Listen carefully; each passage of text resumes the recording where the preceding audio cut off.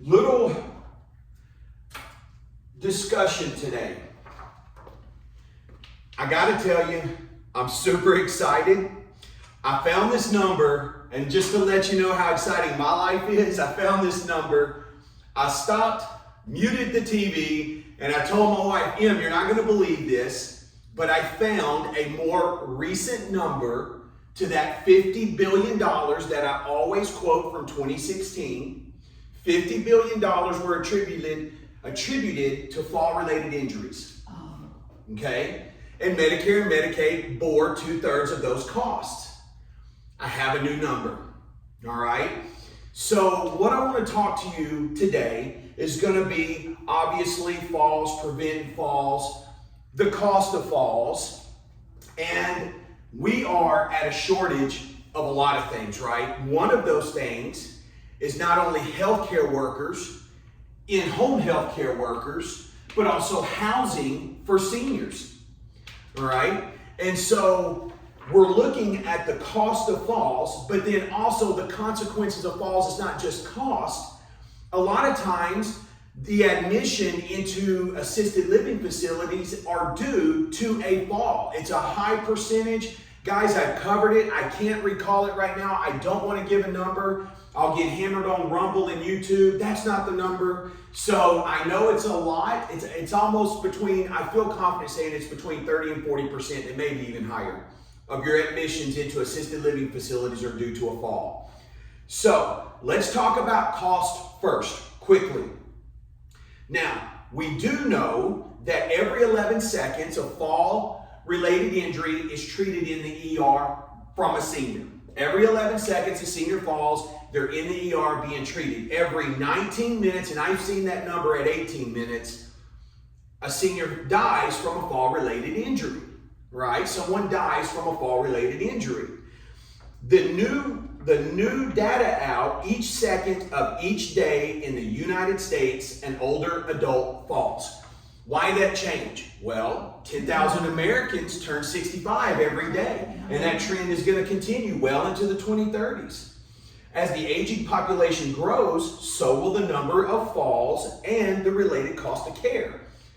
Figures are already massive, and they're only growing. Falls cost our healthcare system $50 billion, and that's where they got that number, 2016.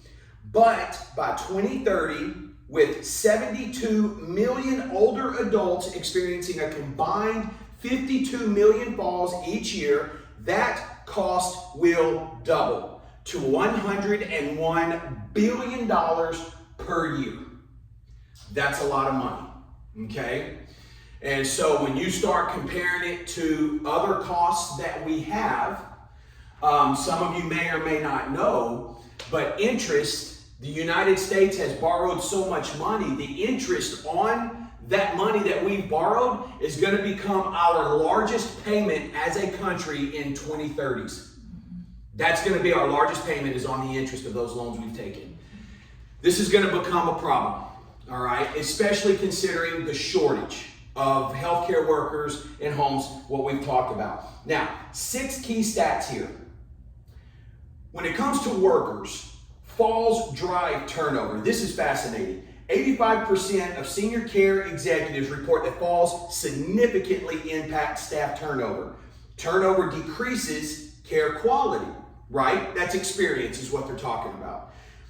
Nearly half, 46% of senior care staff report that labor is a top challenge. And we've done lectures talking about the exact numbers on our healthcare situation, and it's drastic, okay? I wish we talked about it more. Unfortunately, there's lots of things going on in the world right now, but this is something that needs to be on your radar for sure. Thirdly, falls result in residents requiring additional care. Nearly 1/4, 24% of all falls among residents result in the individual requiring more care and moving to a higher care setting. So maybe from independent to assisted, assisted to long-term.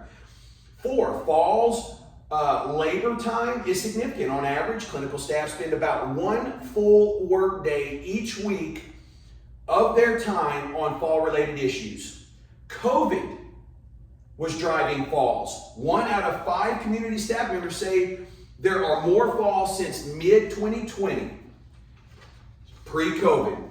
Caregivers, 6, last one, caregivers feel the emotional burden. 20 to 40% of all caregivers experience depression, all right? And I know in our senior community, not often talked about, but depression is a big deal too, all right? So we wanna make sure that if you fall, you tell somebody and you get moving. Don't fall victim to that myth of, I'm gonna sit more, move less, it's gonna reduce my risk of falls. That's the worst thing you can do, okay? So a lot of good information here. I'm not gonna go through it all. I am gonna touch on the housing part really quickly, all right?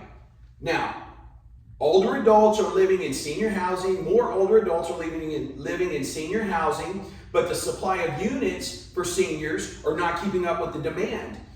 Seniorly, which has an online directory of living communities, that's a company, Seniorly is the name of the company, all right? This is just an excerpt from them. Has an online directory of senior living communities and partners with local advisors. Recently released a study on the 782 most and least expensive cities for assisted living in 2024. The study cited analytics from the National Investment Center for Seniors, which they found the total number of occupied senior housing units in primary markets reached more than 603,000 units in the first quarter of 2024. Quite a bit. They also found that fewer than 30,000 senior housing units were under construction. You see that? If 10,000 Americans are turning 65 every day, and you have fewer than 30,000 new senior housing units are under construction, how that's a problem? Whoo! So, and that's just quarter 1 of 2024. They estimate the need for 156,000 additional senior housing units by 2025 and over 500,000 units by 2028. So this just continues to climb, and they're quote numbers here that it'll be close to 1 million that we'll need by 2030. So the point of this is to not only reinforce why you're here, but put this stuff on your radar, guys, all right? So that you understand what's out there for you. You are in the right place, you're doing the right things, and doing your homework is essential, all right? Good, I know that was a lot, big talk. Let's get started. Let's rock and roll, all right? Let's have you stand, go behind your chairs.